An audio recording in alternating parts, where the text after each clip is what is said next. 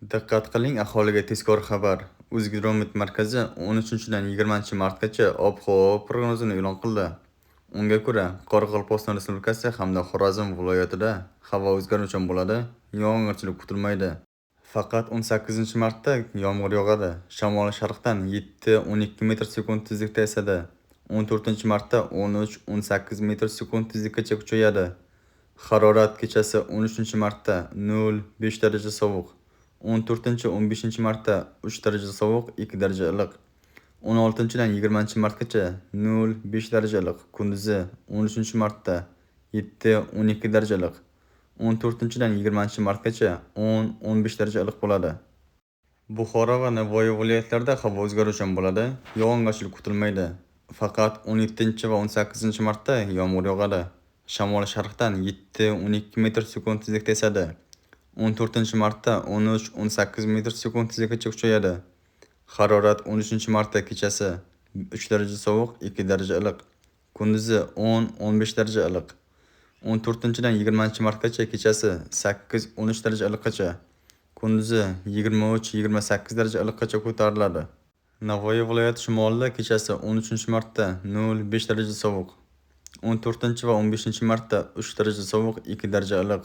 16-dan 20-martgacha 0-5 daraja iliq. Kunduzi 13-martda 7-12 daraja iliq.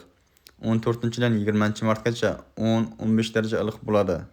Toshkent, Samarqand, Jizzax va Sirdaryo viloyatlarida havo o'zgaruvchan bo'ladi, yog'ingarchilik kutilmaydi. Faqat 17-dan 19-martgacha yomg'ir yog'adi. Shamol sharqdan 7-12 metr/sekund tezlikda esadi. Harorat 13-martda kechasi 2 daraja sovuq, 3 daraja iliq. Kunduzi 10-15 daraja iliq. 14-dan 20-martgacha kechasi 8-13 daraja iliqqacha. Kunduzi 23-28 daraja iliqqacha ko'tariladi. Qashqadaryo va Surxondaryo viloyatlarida havo o'zgaruvchan bo'ladi, yog'ingarchilik kutilmaydi. Faqat 15 va 17-dan 19-martgacha yomg'ir yog'adi. Shamol sharqdan 7-12 metr/sekund tezlikda esadi. Harorat 13-martda kechasi 2 daraja sovuq, 3 daraja iliq.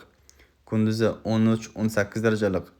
14-dan 20-martgacha kechasi 10-15 daraja iliqqacha.